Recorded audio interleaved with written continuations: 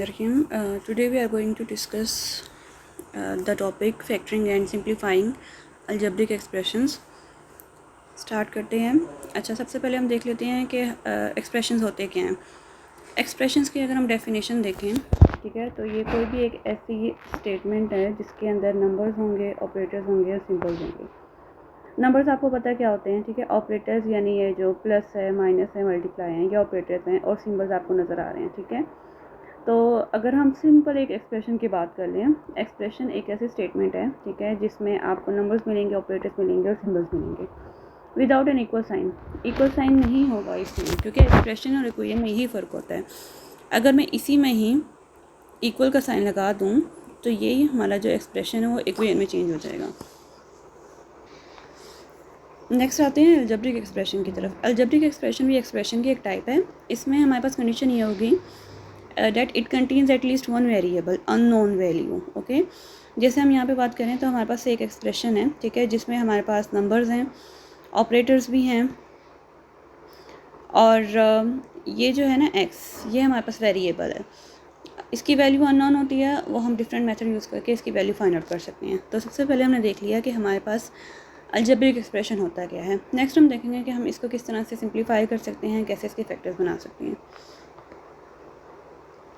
Anatomy में जाएं तो इसको फर्दर एलेबरेट किया जा सकता है कि हमारे पास एक्सप्रेशन के पार्ट्स कर लिया जाएं तो इसमें कौन कौन सी चीज़ें शामिल होती हैं. अच्छा, अब ये तो पूरे एक अलजेब्रिक एक्सप्रेशन में आ गया ना. अगर हम इसके पार्ट्स को देखें तो इसमें हमारे पास 3 टर्म्स हैं, ठीक है, टर्म 1, टर्म 2 और एक तीसरी टर्म है जिसको हम कांस्टेंट कहेंगे. अब वेरिएबल आपका कोई भी हो सकता है, एक्स भी हो सकते हैं, वाई भी हो सकते हैं, तो वेरिएबल से फ़र्क नहीं पड़ता. अब आप ये देखेंगे जो पहली टर्म है वो 7y स्क्वायर है और दूसरी टर्म है 12y. अब इन दोनों को सेपरेट किया गया है आपके ऑपरेटर से. अब कोफिशिएंट कौन से होते हैं, अगर जो वेरिएबल हमारे पास y है तो उसके साथ जो नंबर होगा उसको हम कोफिशिएंट कहते होते हैं. कोफिशिएंट क्या हो गए कि हमारे पास जो वेरिएबल्स हैं उनके साथ जो नंबर्स होते हैं वो आपके कोफिशिएंट्स कहलाते हैं. इधर 7 है, इधर 12 है. तीसरी जो हमारी टर्म है वो है कांस्टेंट वैल्यू. इसके साथ कोई वेरिएबल नहीं होगा, ये हमारे पास कांस्टेंट होगा. तो आपको टर्म्स का भी पता चल गया, ऑपरेटर्स का भी पता चल गया, वेरिएबल का भी पता चल गया और इसके अलावा कोएफिशिएंट्स क्या होते हैं, कांस्टेंट क्या होते हैं, ये मैंने सारा बता दिया. इन्वर्स प्रिंसिपल क्या है, जो हमारे पास अलजेब्रिक एक्सप्रेशन होता है ना उसको हम एक्सपेंड भी कर सकते हैं. एक्सपेंड इन अ सेंस कि अगर मैं इसको एक्सपेंड करके लिखूँगी तो कैसे लिखूँगी, क्योंकि ब्रैकेट है इसका मतलब 2 अंदर मल्टीप्लाई हो रहा है, 2x से भी मल्टीप्लाई हो जाएगा और 3 से भी मल्टीप्लाई हो जाएगा, तो हमारे पास ये वैल्यू आ जाएगी. मैंने क्या किया है कि हमारे पास फैक्टर्स बने हुए थे, उसको मैंने एक्सपेंड कर दिया. दूसरी तरफ अगर हमारे पास एक एक्सपेंड की हुई टर्म है तो हम उसको फैक्टर में भी चेंज कर सकते हैं. कैसे चेंज कर सकते हैं, आप उसमें से कॉमन निकालें. अब हमारा जो टॉपिक है उसमें हमें क्या करना है कि सिंप्लीफाई करना है और फैक्टर्स बनाने हैं. तो इन्वर्स प्रिंसिपल इसमें यूज़ होगा. टेक्निक कौन कौन सी हम आगे डिस्कस करेंगे, लेकिन यही प्रिंसिपल होगा कि आपके पास अगर फैक्टर्स बने हुए हैं तो आप उसको सिंप्लीफाई कैसे कर सकते हैं, और अगर आपके पास एक एक्सपेंडेड फॉर्म आ रही है तो आपने उसके फैक्टर्स कैसे बनाने हैं. सबसे पहला जो हमारे पास मेथड आ जाता है ना वो आता है हाईएस्ट कॉमन फैक्टर वाला. फैक्टर देख लेते हैं, अगर किसी को नहीं बता तो मैं आपको बता देती हूँ. अगर हम जैसे 6 की बात करें तो 6 के फैक्टर कौन कौन से हैं, 1 है, 2 है, 3 है और 6 है, ठीक है. बच्चों को ऐसे सिखाया जाता है कि जिस जिसके टेबल में 6 आता है उसके फैक्टर खिलाते हैं. तो ये 4 ऐसे डिजिट्स हैं जिनके टेबल में 6 आता है, तो इसके फैक्टर्स कहलाएंगे. कॉमन फैक्टर क्यों कह रहे हैं, कॉमन फैक्टर इसलिए कह रहे हैं क्योंकि हमारे पास टर्म्स 2 भी हो सकती हैं, 3 भी हो सकती हैं, 4 भी हो सकती हैं. तो हमने वो फैक्टर्स लेने हैं जो सारे टर्म्स के क्या होंगे, कॉमन होंगे, जो सारे टर्म्स में होंगे. हाईएस्ट का क्या मतलब है, ऐसा हो सकता है कि आपके पास जितने भी टर्म्स हैं उनके कॉमन फैक्टर ज़्यादा निकल रहे हो, तो आपने उसमें सबसे बड़ा वाला लेना है. अब जो हमारी प्रॉब्लम है ना उसमें हमारे पास 2 टर्म्स हैं और उन 2 टर्म्स के अगर हम फैक्टर्स बनाएं, मैं आपको यहाँ पे फैक्टर बना के दिखा देती हूँ और एक्सपेंड करके दिखाती हूँ किस तरह से हमें निकालना है. अच्छा, इसको हम लिखेंगे, अगर 6 के फैक्टर्स बनाएं 2 × 3 और मैं x की पावर 3 है, x की पावर 3 को भी एक्सपेंड करके लिखेंगे. इसको हम लिख सकते हैं x, मैं डॉट के फॉर्म में लिख देती हूँ क्योंकि हमारे पास x है और एक्स और मल्टीप्लाई आपस में मिक्स हो रखे हैं। सो 2 इंटू 3.x.x.x। इसी तरह से अगर हम 9x² के फैक्टर्स बनाएं, it will be 3 into x into x. अब मैंने क्या किया कि ये फैक्टर्स बना के लिख दिए। अब हमने क्या करना है, हमने इनको कॉमन लेना है जो जो हमारे पास बन रहे हैं। ठीक है, एक ये आ गया और ये आपके कॉमन फैक्टर्स आ गए। अब 3x² आपके पास जो है वो HCF बन रहा है। आपने क्या किया, HCF को सेपरेट कर दिया। ठीक है, अब जब इसमें से आपने 3x² को कॉमन निकाला तो आपके पास क्या वैल्यू बच गई, 2 रह गया और x। यहाँ पे भी आप देख लें कि जब आपने 3x² को कॉमन निकालते हैं तो अंदर क्या रह जाता है, 2 रह जाता है और x रह जाता है। इसी तरह से जब आप 9x² में से 3x² निकालेंगे तो सिर्फ आपके पास 3 रह जाता है। वो वैल्यूज़ आपने यहाँ पे लिख देनी है, क्योंकि इनके दरमियान में साइन माइनस का था तो वो माइनस का साइन ही रहेगा। तो आपने क्या किया है कि आपके पास 2 टर्म्स थी, 2 भी हो सकती हैं, 3 भी हो सकती हैं। आपने उसमें से हाईएस्ट कॉमन फैक्टर के तरीके से उसके आपने फैक्टर बना लिए हैं। Next method is factoring bye grouping. अब हमारे पास पहले जो टर्म्स थी वो 2 थी, अब हम 3 टर्म्स पे या 4 टर्म्स की हम बात कर लेते हैं। हम इसमें ग्रुप कैसे बना सकते हैं। अब आप इस पूरे एक्सप्रेशन को देखें, इसमें कोई भी ऐसा फैक्टर नहीं है जो सब में कॉमन हो। लेकिन अगर हम 2 टर्म्स को देखें, जैसे पहले ये 2 टर्म्स हैं, उन 2 टर्म्स को देखें तो इसमें हमारे पास कॉमन टर्म आ रही है और दूसरी वाले में भी कॉमन टर्म आ रही है। तो हमने क्या किया, ग्रुप बना लिए सिंपल ब्रैकेट आके। अब जब आपने इसके अलग अलग ग्रुप बना लिए तो आप देखेंगे कि कॉमन क्या क्या चीज़ आ रही है। जैसे इन दोनों में अगर हम देखें तो हमारे पास कॉमन क्या आ रहा है, x आ रहा है। x आपने कॉमन निकाल लिया, बाकी आपका क्या रह गया, y रह गया, प्लस का साइन वैसे के वैसे आ गया और आपका 4 रह गया। नेक्स्ट आपके, क्योंकि वेरिएबल तो कॉमन नहीं आ रहा, लेकिन आपका 3 जो है वो दोनों में कॉमन आया। 3 आपने कॉमन निकाल लिया, y वैसे का वैसे रह गया। और जब आपने 3 को ज़ाहिर कॉमन निकाला तो 12 के अगर हम फैक्टर बनाए 3 इंटू 4, 3 आपने कॉमन ले लिया तो बाकी 4 रह गया, आपने वो लिख दिया। नेक्स्ट स्टेप में क्या होगा, अब आप फिर देखें आपके पास ये 2 टर्म्स आ रही हैं जिसमें y+4 जो है वो कॉमन निकल रहा है। आप इसको ऐसे लिख सकते हैं कि y+4 आपका कॉमन निकल आया। अंदर टर्म्स क्या रह गई, इस साइड पे x रह गया। ठीक है, फिर ये प्लस का साइन आ गया, फिर 3 आ गया। ठीक है, तो आप इसको आगे पीछे करके लिख सकते हैं। नीचे जो है वो x+3 पहले लिखा हुआ, इससे कोई फ़र्क नहीं पड़ता। तो आपने क्या किया है कि आपने ग्रुपिंग के तरीके से एक जो एक्सप्रेशन था, अलजेब्रिक एक्सप्रेशन था, उसके आपने फैक्टर बना लिए। Quadratic trinomials. अच्छा, क्वाड्रेटिक ट्राइनोमियल्स क्या होते हैं। क्वाड्रेटिक किसको कहेंगे, जहाँ पे वेरिएबल की पावर 2 में होगी उसको हम क्वाड्रेटिक बोल देते हैं। यानी अगर हम देखें x+5 है, ये हमारे पास लीनियर टर्म्स होती हैं। ठीक है, इसको हम लीनियर बोलेंगे कि ये एक लीनियर एक्सप्रेशन है। लेकिन यही अगर x की पावर 2 हो जाए तो इसको हम क्या बोल देंगे, ये क्या है, क्वाड्रेटिक। ट्राइनोमियल्स की हम बात करें, ट्राइनोमियल्स भी क्योंकि इसके अंदर 3 टर्म्स हैं, 1 2 3, एक ऐसा एक्सप्रेशन जिसमें 3 टर्म्स हैं उसको हम ट्राइनोमियल्स बोलते हैं।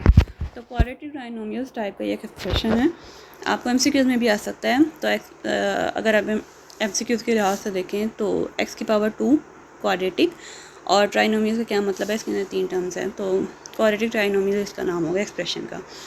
अब यहाँ पे एक और चीज़ दी हुई है, वो चीज़ ये है, a की वैल्यू 1 दी हुई है। a क्या है, जो ट्राइनोमियल्स है ना उसकी एक ये फॉर्म भी होती है जिसको हम क्वाड्रेटिक इक्वेशन भी बोलते हैं। अगर इस साइड पे इक्वल टू अगर हम 0 कर देते हैं ना, मैं यहाँ पे लिख देती हूँ, अगर इस साइड पे इक्वल टू 0 होता तो ये क्वाड्रेटिक इक्वेशन बन जाती।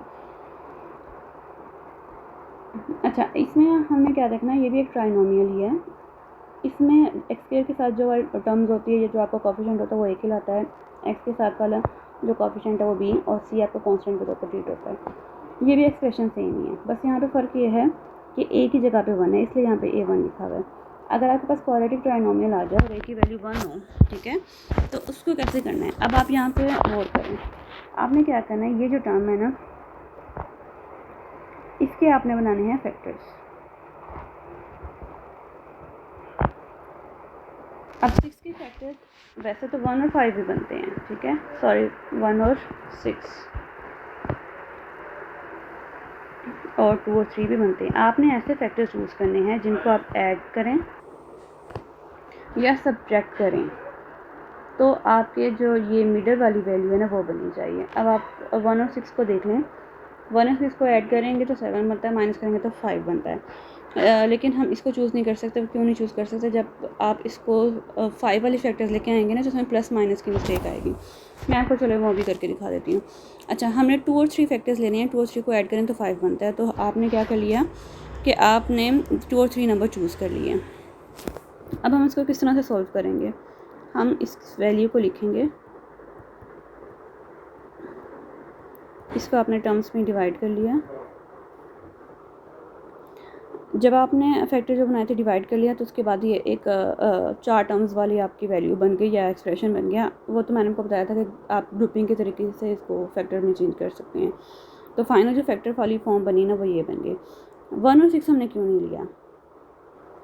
1 और 6 हमने इसलिए नहीं लिया क्योंकि अगर हम इसको करते 1 और 6 के लिहाज से देखें, एक्स स्क्वायर साथ में क्या आ गया, 6 आ गया। अब हम रखते हैं 6x और x रखते हैं, हमने दोनों को माइनस किया तो 5 बनता है। अब यहाँ पे हमने साइंस का देखना होता है। अगर माइनस करना है तो या तो मैं इसके साथ माइनस लगाऊंगी, इसके साथ प्लस लगाऊंगी, और या तो फिर मैं इसके साथ प्लस लगाऊंगी, इसके साथ माइनस लगाऊंगी। हमने देखना है कि आपके जो ओरिजिनल एक्सप्रेशन है उसके साथ प्लस का साइन है, तो बड़ी वाली वैल्यू के साथ प्लस का साइन आना चाहिए। तो मैं क्या करूँगी, यहाँ पे प्लस का साइन रहने दूँगी और यहाँ पे माइनस का साइन रहने दूँगी। अब मैंने क्या किया, जब इसमें से मैंने कॉमन निकाला तो इधर क्या आ जाएगा, x + 6। यहाँ पे चूँकि माइनस है, माइनस अगर मैं कॉमन लेती हूँ तो अंदर जो वैल्यू आएगी वो x - 6 आएगी। अच्छा, वहाँ पे मैंने x कॉमन निकाले थे, यहाँ पे 1 कॉमन निकलेगा।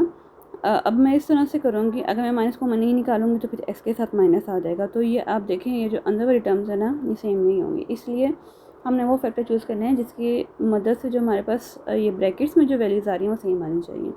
तो फैक्टर बनाते हुए आपने इस चीज़ का खास ख्याल रखना है। नेक्स्ट भी क्वाड्रेटिक ट्राइनोमियल है, बट यहाँ पे फ़र्क ये है कि आपके पास a की वैल्यू 1 नहीं होगी। जब a की वैल्यू 1 नहीं है इसका मतलब है कि 1 के अलावा कोई भी वैल्यू होगी, सपोज वो 2 है। इसको भी उस मेथड से सॉल्व करेंगे, बस फ़र्क ये रखेंगे कि आपने 3 के फैक्टर नहीं बनाने। आपने क्या करना है, पहले इन दोनों को मल्टीप्लाई करना है, फिर जो आंसर आपका आए आपने उसके फैक्टर बनाने हैं। 2 3 + 6। अब 6 के फैक्टर बनेंगे। अब 6 के फैक्टर बनाएं, वही हमारे पास क्या आ जाएगा, एक 1 आ जाएगा, एक 6 आ जाएगा, एक आ जाएगा 2 3। 2 3 को ऐड करें या माइनस करें, किसी भी सूरत 7 नहीं बनता। जबकि 1 और 6 को आप ऐड करेंगे तो 7 बन जाता है। ठीक है, अब आपने इसको सेपरेट करके लिखा, 4 आपके टर्म्स बन गई हैं, और अब आपने क्या किया कि इसको ग्रुपिंग वाले तरीके से फैक्टराइज कर लिया और आपका आंसर निकल आया। अब हमारे पास कुछ आइडेंटिटीज़ हैं जो कि यूज़ होंगी। अब जो क्वेश्चंस आपके सॉल्व हो रहे हैं उसमें अलजेब्रिक एक्सप्रेशन जितने हैं उनकी काफ़ी सारी टाइप्स हैं। 2 टर्म्स भी हो सकती हैं, 3 टर्म्स भी हो सकती हैं। तो उन सबको सॉल्व करने के लिए हमारे पास कुछ फार्मूलाज बनाए गए हैं, ये आप लोगों ने पहले भी पढ़े होंगे। पहला जो आपका है वो, अगर 2 आपके पास टर्म्स हों, दोनों में स्क्वायर्स आ रहा हो तो आप उसको सेपरेट करके लिख सकते हैं।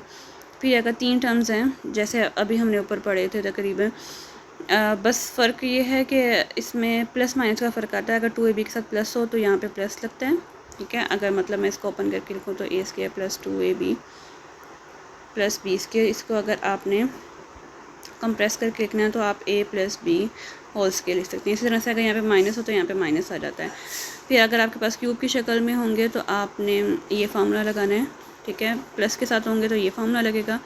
यहाँ पे आपने ध्यान रखना है कि यहाँ पे अगर प्लस है तो इधर माइनस आएगा, जबकि माइनस वाले फार्मूले में उल्टा है, यहाँ पे माइनस है तो यहाँ पे प्लस आएगा। ठीक है, तो इन चीज़ों को देख लेना, फार्मूलाज आपको याद होंगे तो आप इससे रेलिवेंट क्वेश्चन सॉल्व कर सकते हैं।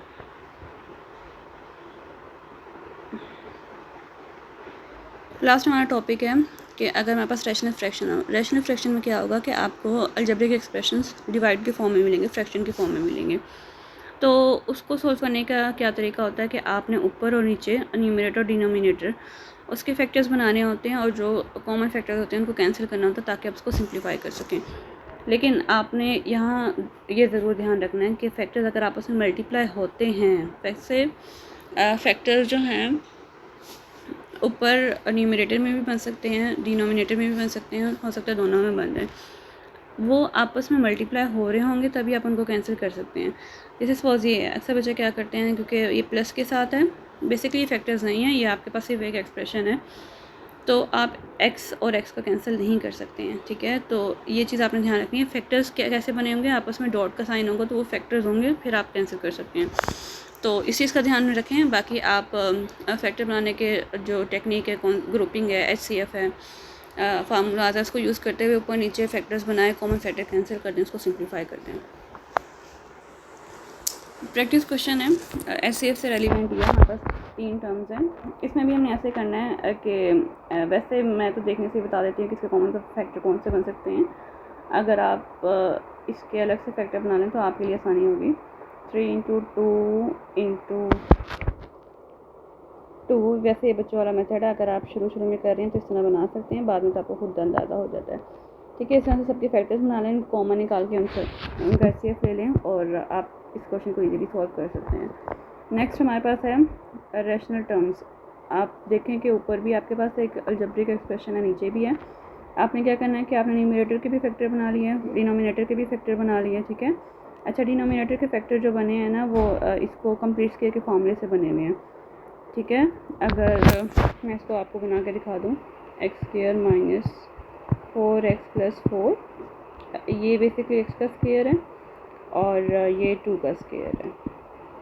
यहाँ पे माइनस आ रहा है तो -2, a की जगह पे x आ गया और b की जगह पे 2 आ गया। तो इस फार्मूले को अगर हम करके लिखें, ये हमारे पास फार्मूला था, a² - 2ab + b² = a - b whole square, ठीक है। तो यहाँ पे a की जगह पे x है और b की जगह पे 2 है, तो हमने इसको x - 2 होल स्क्वायर के तौर पर लिख दिया। जिसको आप फर्दर करें तो x - 2 और x - 2 करके लिख सकते हैं। फिर जब आप ऊपर नीचे दोनों फैक्टर को लिखेंगे तो x - 2 वाला जो फैक्टर है वो कैंसिल हो जाएगा और आपका फाइनल आंसर निकल आएगा।